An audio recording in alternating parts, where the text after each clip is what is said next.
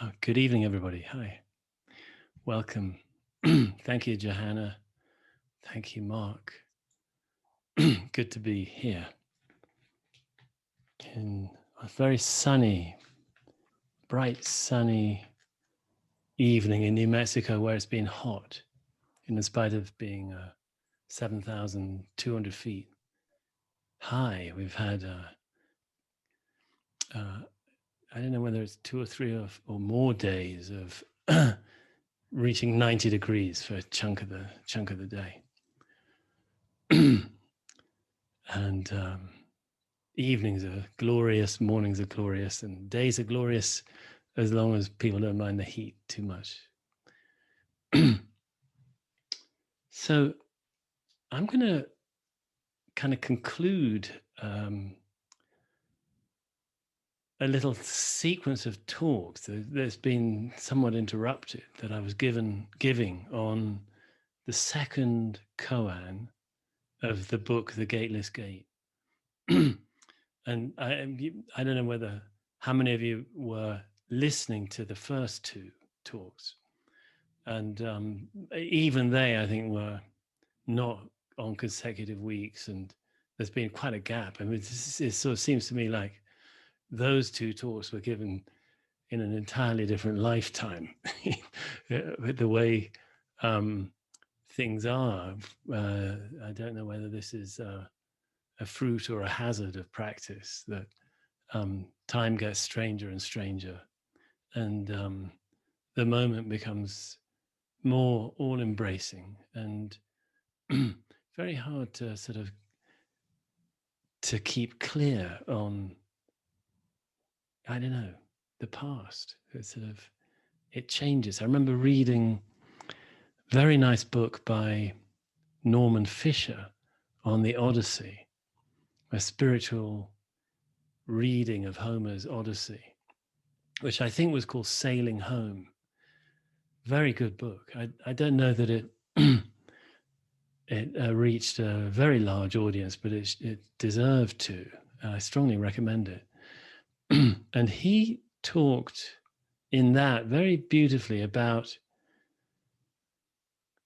and let's see, I don't know how many of you remember this, but Odysseus on his travels had various great hazards to negotiate, one of which was the rock, the islands that moved, and you had to sort of time. If they basically they slammed together when anything tried to come between them, these islands, and so he foiled them by sending a dove through first, and the dove flew. I think it was a dove flew between the islands, and they noticed it and started slamming together, and I think they just nipped a tail feather, but it got through. And right then, Odysseus launched, his ship right at it with the oars and the sails, full blast. So as the islands were parting, they were already going through, and he just got through. By the time they realized this wily sailor was coming between them, it was too late for them to reconvene and crush his boat. Now, what Norman Fisher took from these moving rocks was actually the past and the future. If we live to number one, point one, if we live too much dwelling on past and future, we lose the present moment. It crushes now, so to speak. We don't notice now where life is, where everything is. And then his other point, which I really thought was spot on, and I hadn't really been brought to my attention before when I read this book. I think it's quite a few years ago now, actually, that it came out, was that the past and the future don't stay the same for us. They're changing landscapes as we, hopefully grow. Anyway, as we go through life, and as we perhaps mature, perhaps become wiser through practice, the past changes. The past is actually, in some ways, it must be a projection from where we are. So as our ground or groundless ground of now changes, so the past changes.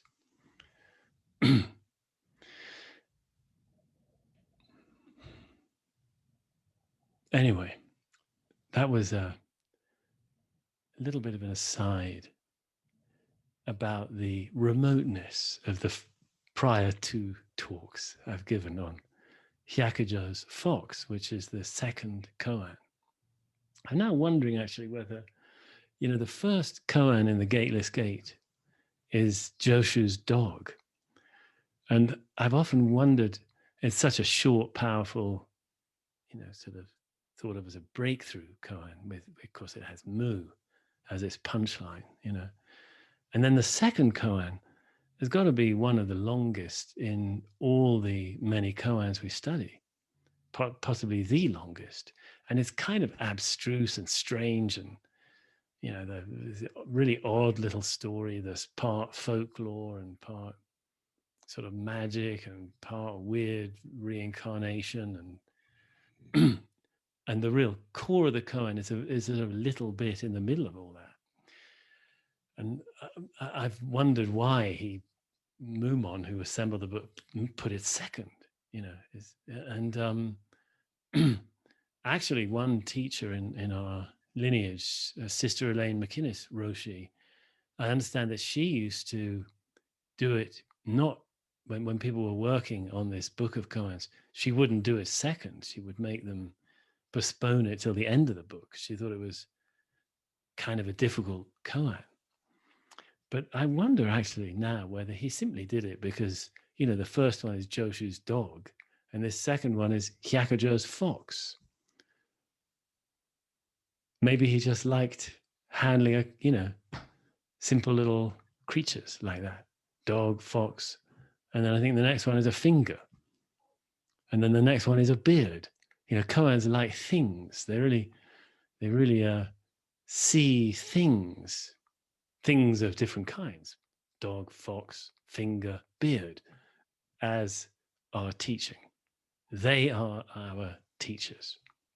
So they depart in a way from more traditional or earlier Buddhism, where it's very much about sort of protocols of practice, various understandings to come to and realize, insights to have, defilements or afflictions or to let go of, poisons to decontaminate.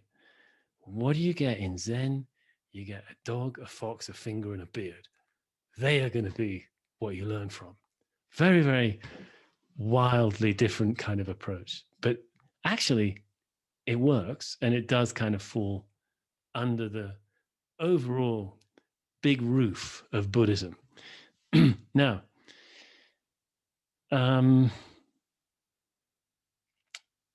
I think I better remind us all what this second koan is. It's this strange story that Hyakujô or Baizhang, whenever he's giving a talk over a period of time, there's this old guy who shows up in the zendo who he doesn't know. And he kind of wonders who it is. And one evening after he's given the talk, the old man comes up and Hyakujô asks who he is. And the old guy answers. He says, what man are you? And he says, something like, indeed, I am not a man. Long ago, I lived on this mountain as a Zen priest.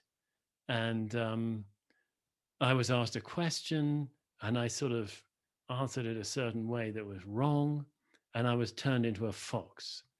And I had to live as a fox for 500 lifetimes.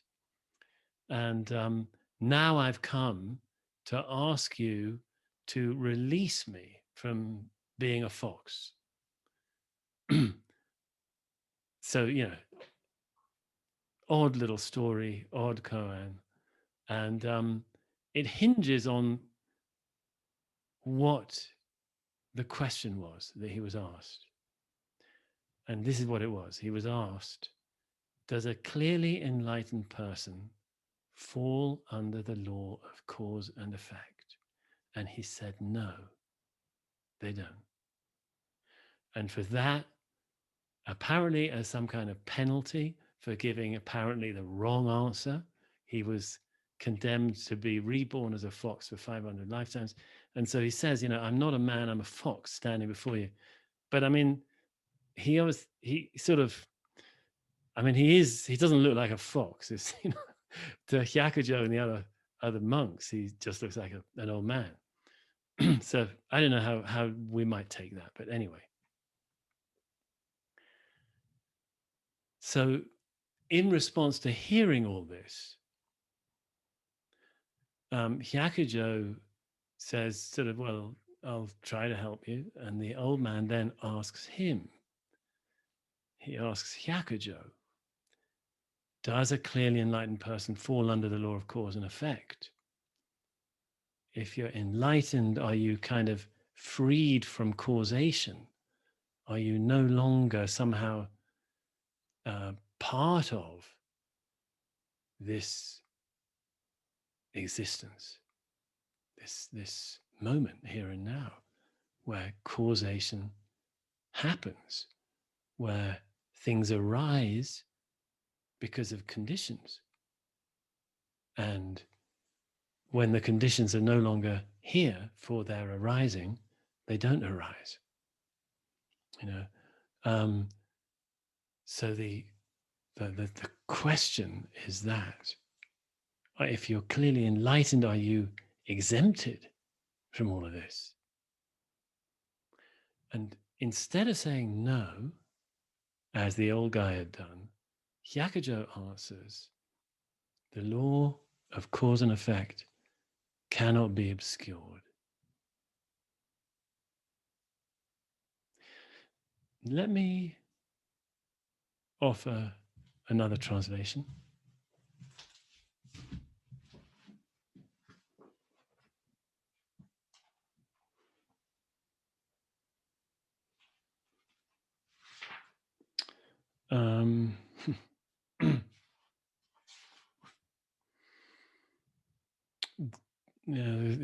Here it is. Does a great adept fall into cause and effect or not? Kind of similar. And Hyakujô's answer, a great adept is not blind to cause and effect. It's a slightly different sort of frame in that answer. A great adept is not blind to cause and effect. I think I slightly prefer the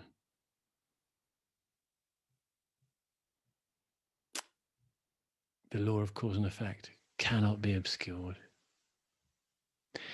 But either way, let's just note what it's talking about, because this may sound abstract. It's about the fact that we enlightenment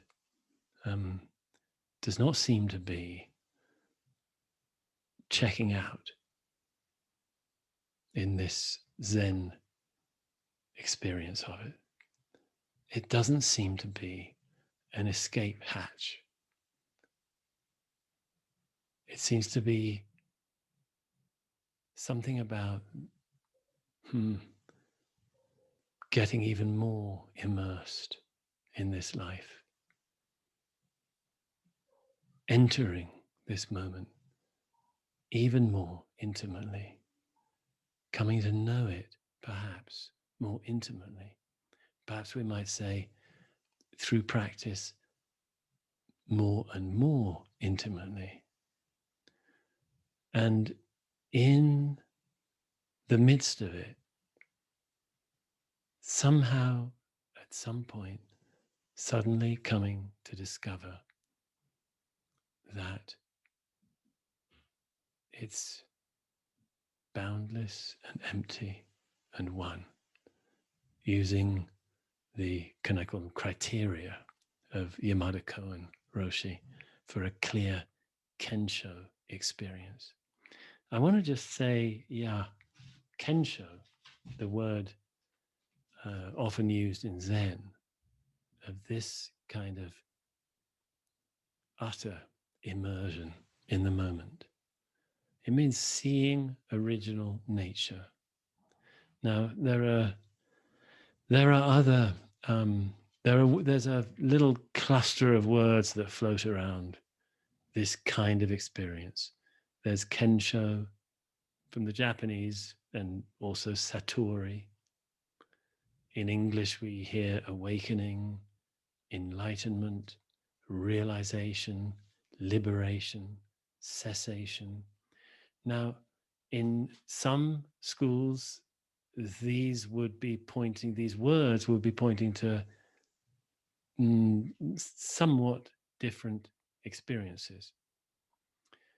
In Zen, sometimes there's a distinction made between kensho and satori, in which approximately kensho would be a sudden moment in which we discover that all things are, we discover that we ourselves are empty, and we ourselves are infinite, and we ourselves are one, and we ourselves are one and infinite and empty because we're not what we thought we were. What we thought we were is illusory, and we've seen through it now. Instead, we're simply inseparable from this moment. Our very body is the room we're sitting in, and the great world beyond it. Our very mind is the wall facing us, and the floor we're sitting on, and all beyond. So that's kensho. And so simply put, when satori is distinguished from it, it would be perhaps a deeper experience that becomes stable. Kensho typically is viewed as this kind of initiatory experience. And it's sort of a powerful, sudden, of varying degrees of depth, and tends to sort of recede. And then we start working with koans to fertilize it, keep it alive, and ultimately perhaps have a deeper kind of falling away. But Yamada Koun points out that actually, really, in any kensho experience, it's the same reality, the same experience that's been tasted, that's been met, that's been showing itself. So he doesn't really use satori as something different, actually. He does, however, acknowledge that there can be a sort of deeper kind of experience, which he calls sho, using Dogen's usage, which means something like proof or proving. I don't want to get too much in the minute. Well, I just have got into the minutiae, but don't worry too much. Point being, in our lineage, we actually use it in a fairly loose way, the word kensho, broad way. All of those might be meant by kensho. But does it sort of undo, undercut, erase, cause and effect?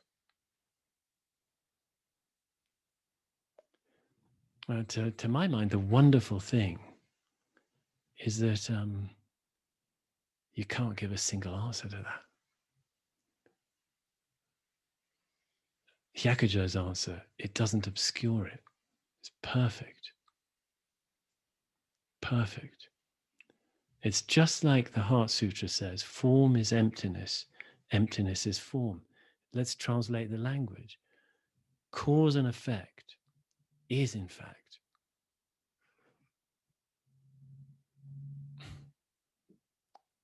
I'm sorry, this is going to sound really weird, but cause and effect is clear enlightenment. Clear enlightenment is cause and effect, or cause and effect is emptiness. Emptiness is cause and effect. This is the wonder. They're not separate. They're one. Cause and effect and enlightenment are one. They're not two. This is the point on which the mind must founder. Mind can't. It can sort of get the notion that there might be another way of seeing and experiencing things in which they're empty, infinite, and one. Mind can sort of get that. But it can't really get that that is precisely the same. It's one with what? Birth, growth, youth, troubles, joys, all the rest of it, and death. That's what it is. And that's its great value, that it is precisely that. It is precisely our life. It is precisely this moment always. So no erasing, no getting rid of, all including, all welcoming. Now, I want to actually pivot a little moment here. Can you get this a little bit, that we're seeing, I want to just, the reason I want to pivot is because I heard something recently that I thought was encouraging, that I want to share with you. Definition of intelligence. I always thought, from what little I've seen of it, that usually intelligence was regarded as sort of problem solving capacity. But I heard a totally different definition recently, which is the capacity to see things as they are. I thought this is very nice for us practitioners, because we are trying to see things as they are. That's what we're trying to do, that we are perhaps trying to grow our intelligence. I hadn't thought of it that way until I heard that, but we're trying to see things as they are, number one, through our sort of, our basic mindfulness practice of just being more aware of what's going on here and now, knowing when thoughts are arising, being able to know the phenomenology of emotions and not be, perhaps be overtaken by them, but not be so reactive about having them, and then as we go deeper in practice, we may start to sort of be able to see through the fabric of this moment, see it in new ways, which are also valid. So, we're sort of sitting on the same cushion in the same room, but we're discovering more about what that is. That's being able to see things kind of more deeply, more thoroughly, more clearly as they are. So I wanted to just share the good news that one other definition of practice is the opportunity to increase your intelligence. I think that's a tremendous way of looking at it. Now, so that again would mean, however, that in the analogy, we're not erasing, being able to see this room as it is on any level. We're not leaving that behind. This world of appearances is the only world we got. It's the world we're working with, and its appearances, and its beauty, and its joy, and its suffering. And I want to read a little bit. Actually, forgive me. This is from this new book of mine. We'll see. I mean, it's a book, manuscript. Let me call it new manuscript. We could put it this way.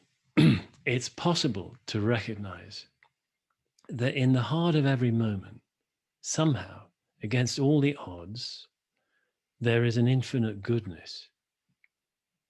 It can become clear that each moment of our life is a goodness showing itself as this moment.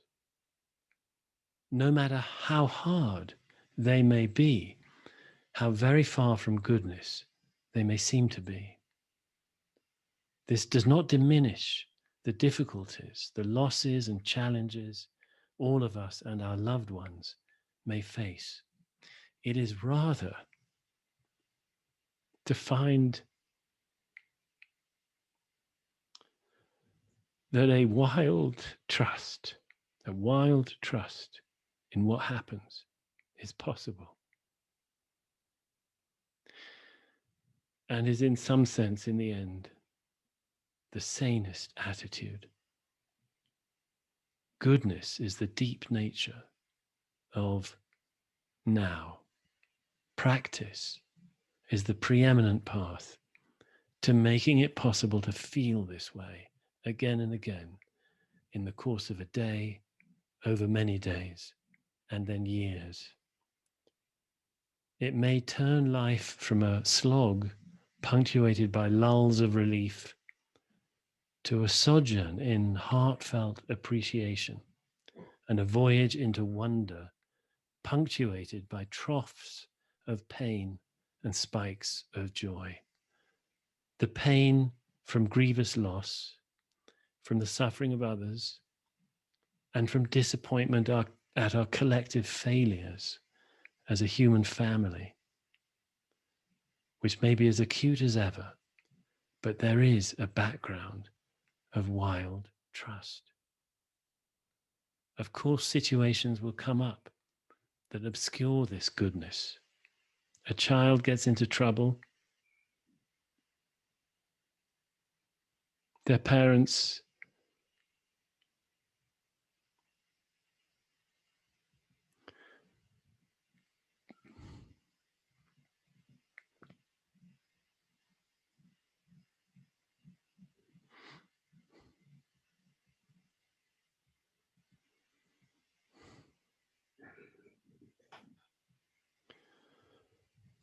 come to dread the telephone.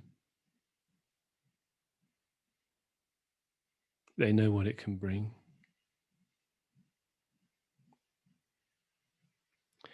How could parents in such situations ever find joy in life, still less an infinite goodness? Would they even be callous to do so? This book says no. Their misery will not help their child, and on the other hand, their well-being just might. And meanwhile, they too are children of creation. They are to be celebrated. They are beloved. They are fit to appreciate the gift of being alive right now. This is the one great gift. And to be able to savor it is what opens us up to original love, non-conditional, indiscriminate, bestowing or perhaps revealing a literally limitless well-being in our hearts and minds that can grow and grow and spread wider and wider. The purpose of this tract is to persuade you of this as a possibility and to map out a practical path that leads closer to it.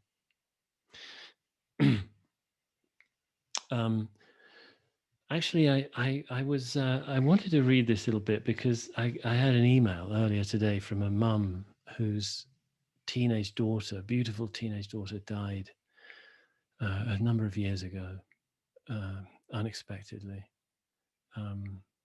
in southern New Mexico. And every year she came to Mountain Cloud in the year, I think the same within a year of her daughter's death, and has always every year written to ask that her daughter Alexis be remembered.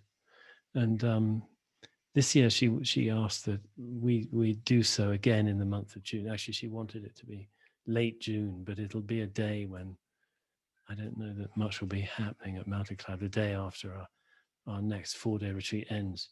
So I wanted to just bring this up because let's be clear. This teaching in the early sutras of the 2 arrows, the first arrow and the second arrow. It's said that pain is inevitable, suffering is optional. The first arrow is the pains we can't avoid, very probably. A loss of different kinds, physical pain and the emotional pains of those losses. These are not things to be seeking to be exempt from. This old fox guy, perhaps he thought they were. Perhaps he thought the point was to live without really living. That's what this practice is for. It's not so.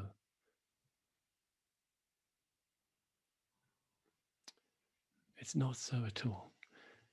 And the pursuit of that is one of our common errors. We don't like feeling very sad and very aggrieved and whatever. All the difficulties we have, cause emotions that we find very uncomfortable.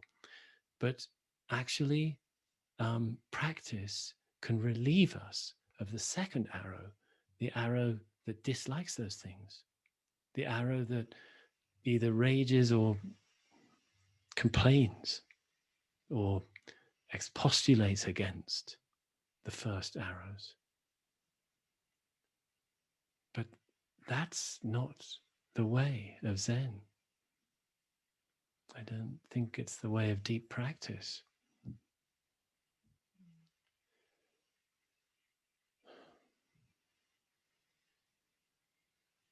And I don't think it would somehow my experience seems to tell me that the heart that is open and that is prepared to feel heartbreak, prepared to be broken, is closer to truly awakened heart.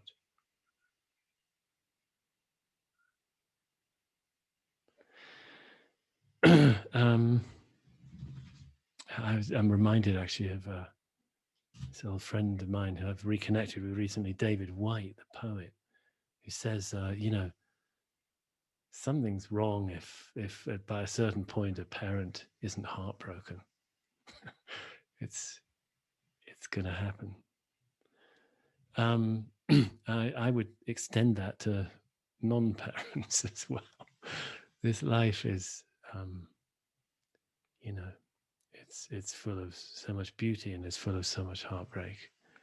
And let us not be foxes who actually we love foxes, but I mean, in terms of this old Zen story, in fact, we've had a fox visiting here several times in the last week. I've been sort of I've lifted my eyes from something I was working on at the kitchen table, looked up, and right there outside our kitchen is this extraordinary sort of healthy looking creature with great bushy coat and a fabulous long tail and foxy face. And I don't know, it seems, I don't know what it's been doing up there. We've got we seem to be popular actually. We have deer that often lounge under there's a little bit of sort of scrubby ground at the back of the house. 2 or 3 or 4 deer often settle and pass the afternoon under the little pinon trees there. cooling off in the shade. Now we got the fox. The other day we had a beautiful hawk, right, hanging out. You know, one just sort of flying by, but kept sort of fluttering, sitting in different points right out the kitchen window. I don't know why. And now the fox. Anyway, you get the point. The fox bloke somehow perhaps was looking for a way out. Yeah. You're free of it all. Hyakujô put him right.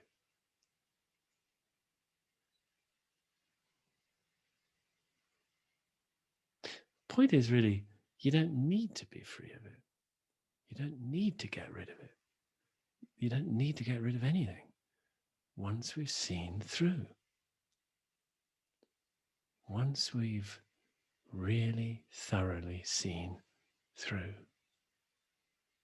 we can no longer sort of object to anything. I mean, at least in theory, that's the ideal. But it's a real ideal. I mean, it's a really possible. Because it could be that after that, it's not like, what on earth does that mean? I know what that means. And I've got to practice and get closer and closer to it. And I know it's worth it. I'm so clear how worth it is. Okay. Thank you very much for listening. I hope this has been sort of kind of in some way clear enough, useful. That would be best. And maybe encouraging. And it concludes for now, I think, the 3 talks on, Gateless Gate number 2, Hyakujô and the Fox. So I'm grateful to you all for listening. Thank you very much.